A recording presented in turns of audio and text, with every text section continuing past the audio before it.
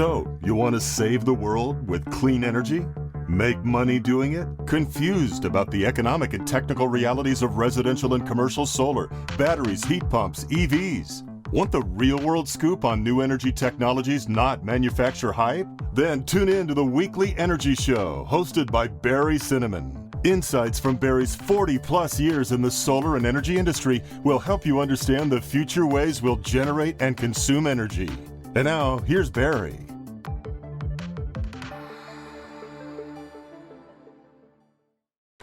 Welcome to this week's Energy Show. Now, we talk a lot about solar and wind. When you look at all the new power plants that are going in to generate electricity in the U.S., they're mostly solar, natural gas, and wind. Now, what about the other power sources like nuclear, like coal, like oil, like hydro? Can these power sources ever really come back? Are they going to be viable again? Or, what changed there?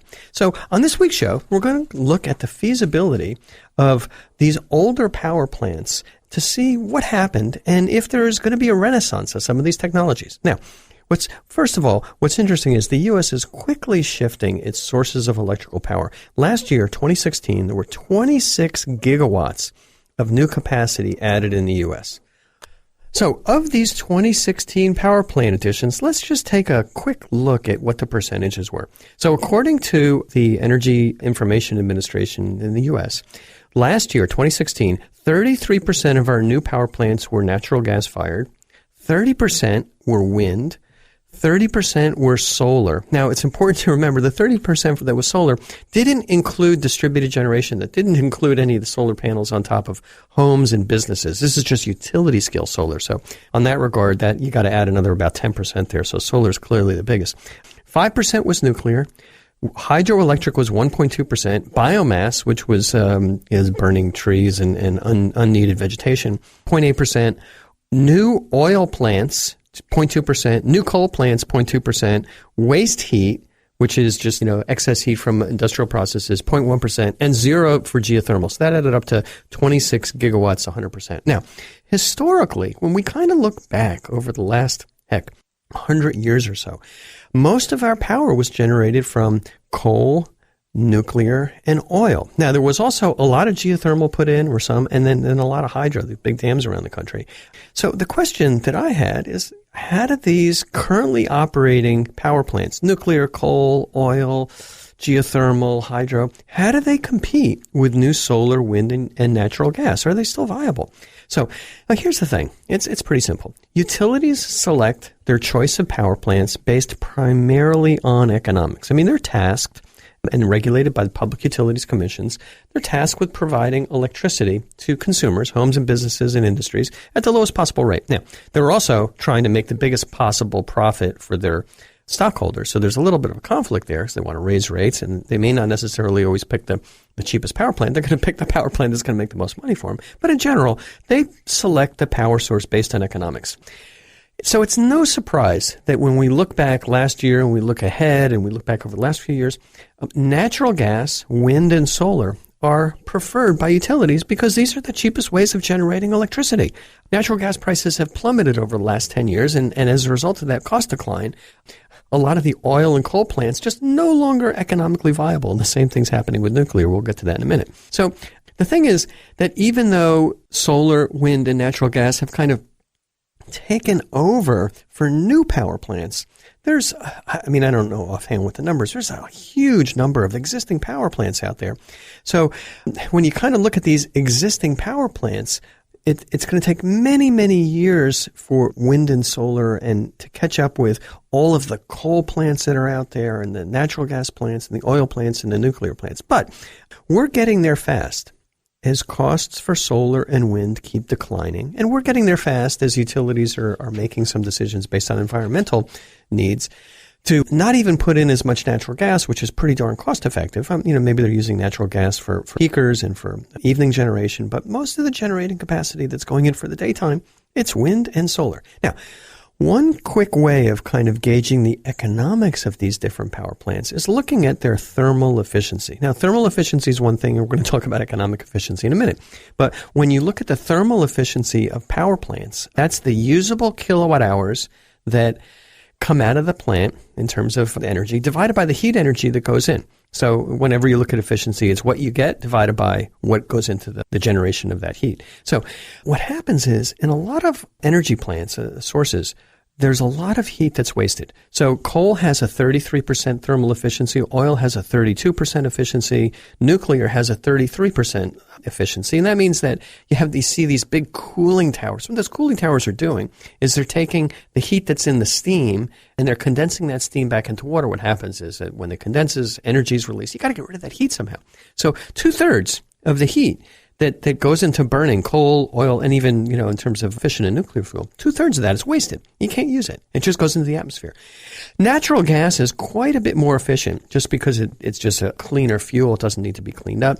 Natural gas runs at 43% efficiency. Now, the efficiency metric really doesn't apply too much to wind or solar because there's really just, no energy investment going in. You're just getting energy out. But efficiency is really important. Now, the other thing that's important when you look at these metrics are the costs of building and maintaining the power plants.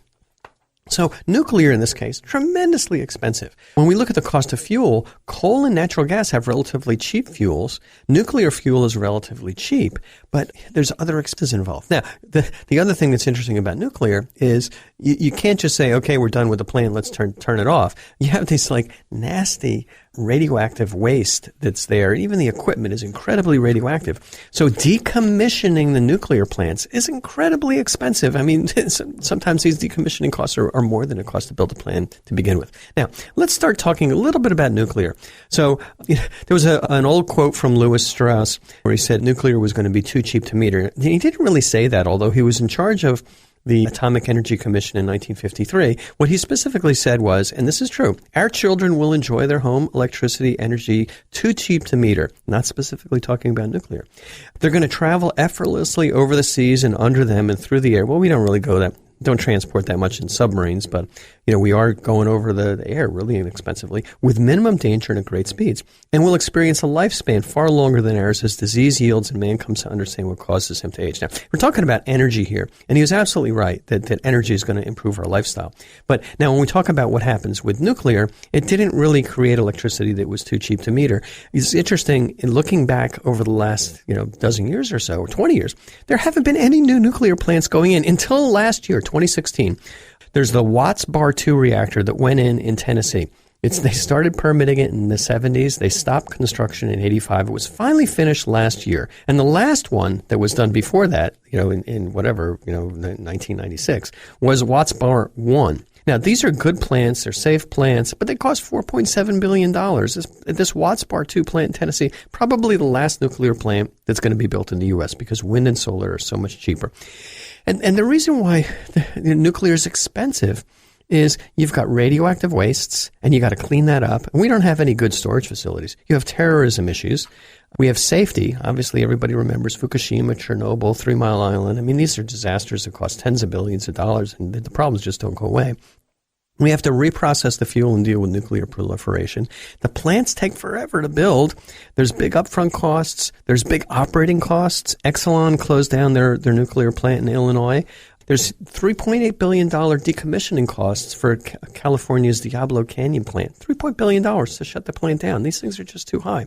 So these problems are kind of the nail in the coffin for nuclear power in the U.S. And the final nail in the coffin, I mean, we're just kind of nailing the thing shut, screwing it down, bolting it down, and gluing it. The biggest remaining nuclear power company is Westinghouse Nuclear. And that was bought by Toshiba, which is a big Japanese electronics company. So this Japanese electronics company said, hey, we're going to get into nuclear power. They decided to do that about 10 years ago. They bought Westinghouse Nuclear in 2006 for $5.4 billion because they expected a renaissance in nuclear, not in the U.S. only, but all over the world. Now, today, Toshiba's about to write down that entire investment. I think they lost $6.3 billion at Westinghouse Nuclear. So it's just not working. In full disclosure, it's kind of funny and ironic. But when I graduated from college, I was offered a job at Westinghouse Nuclear back in Pittsburgh when I graduated. But I made the wise decision that fission power wasn't the right way to go, nuclear power, but fusion power was. So, I put my faith in the fusion power generator that's 93 million miles away.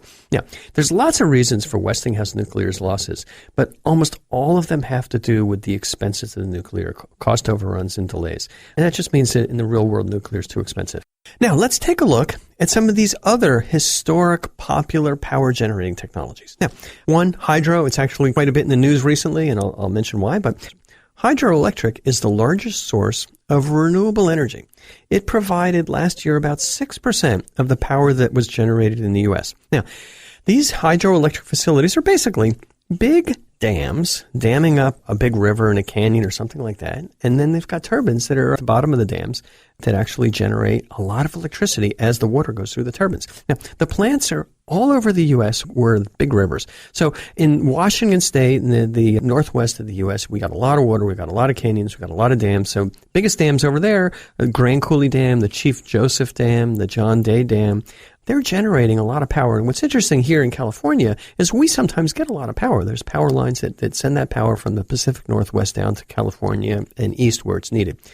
Now, on the East Coast, there's the Niagara Power Plant in New York, obviously Niagara Falls, and they're generating plenty of power over there. You don't even need that much of a dam. It's just a waterfall.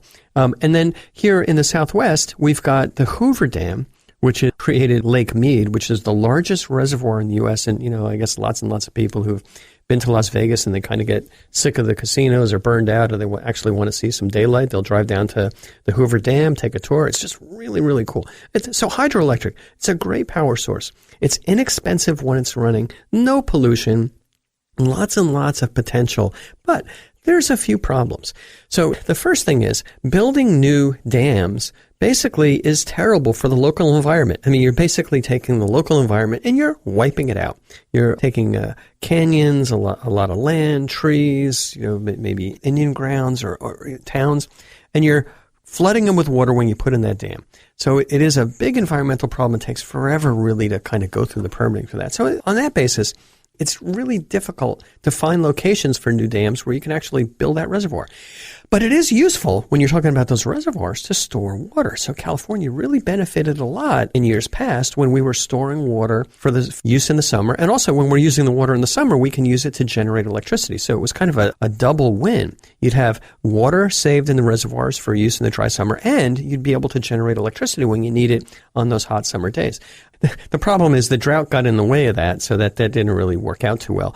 But the dams do provide good baseload power. But in terms of the environmental issues and the size of the dams and the permitting and the work, they're expensive to build, they're time-consuming to build, and as a result, I'm not aware of any really new big hydropower projects planned in the U.S. There's lots of talk about things to do, but it's not really happening. So another kind of renewable it's actually technically renewable, is biomass. So biomass is generating electricity from different types of fuel, including forest wastes from clearing and thinning trees, sawmill residues, when they're making boards, there's sawdust coming off. And then even urban landscape trimmings or rural landscape trimmings where they're, maybe cutting down some unused, it's leftover parts of the crop. And they do a lot of this actually in Hawaii where they're actually burning some sugarcane. So these biofuels can be burned and generate power from that. Now, the thing is that the biofuels have widely varying characteristics. I mean, sometimes it's sugarcane, sometimes it's sawdust, sometimes it's leaves and grass clippings. So the fuel handling challenges at these plants are a little bit tricky.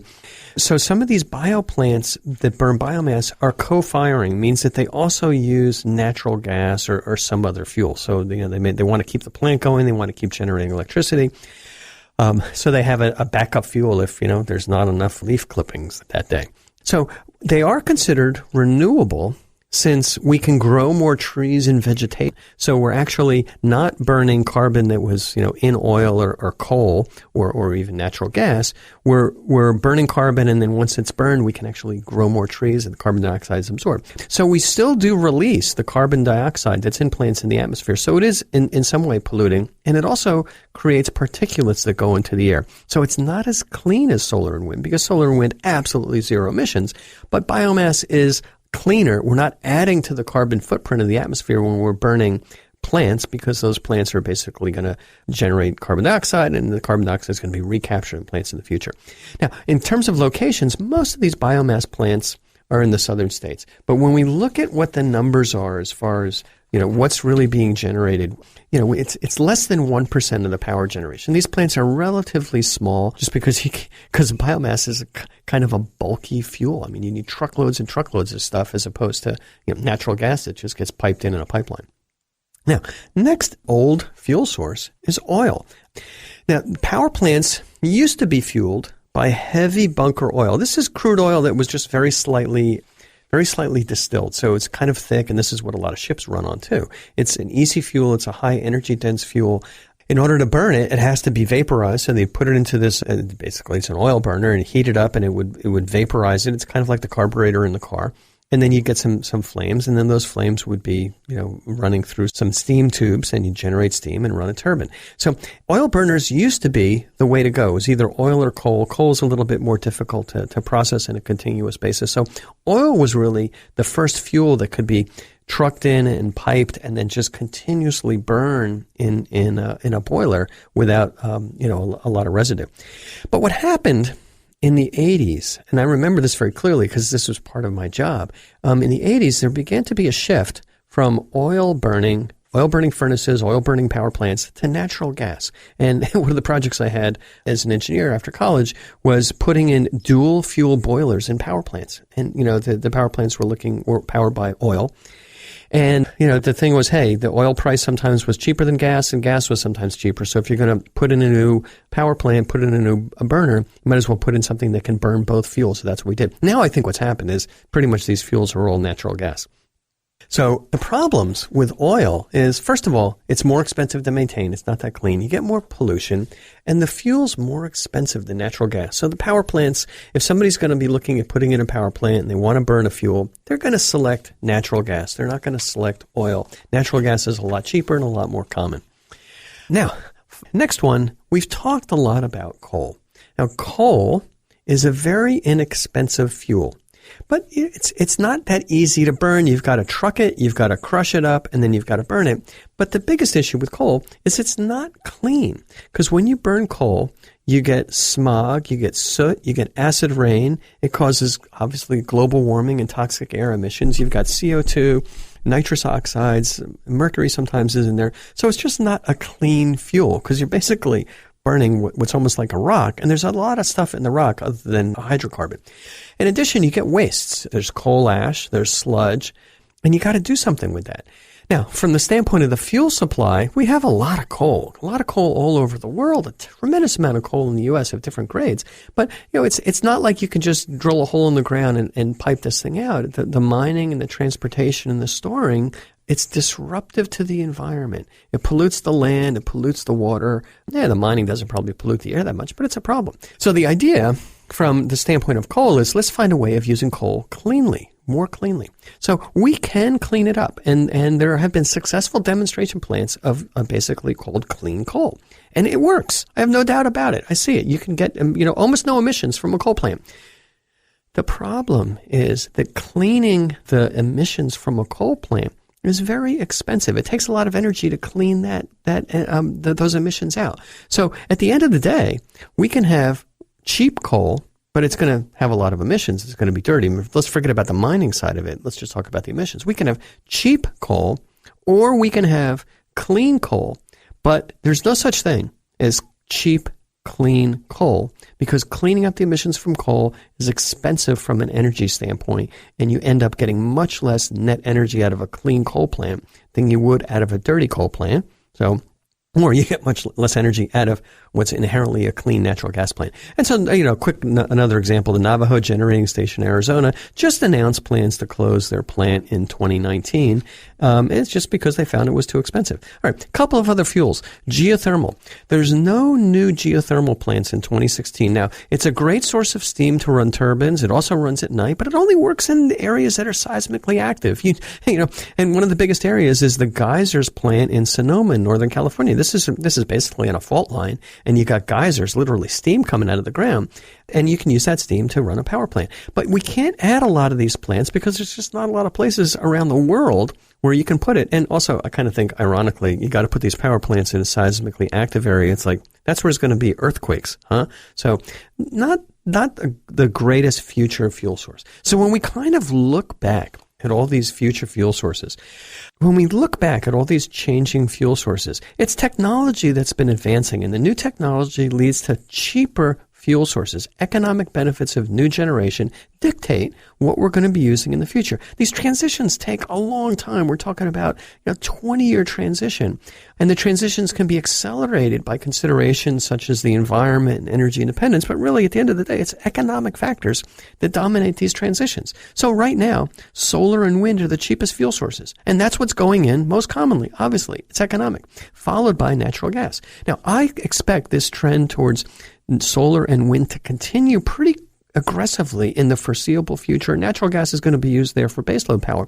But I also expect that at some point in the future, solar and wind will also be supplanted by another fuel power source. I don't know what it's going to be. Maybe it's going to be like the Mr. Fusion generator that Doc used in Back to the Future.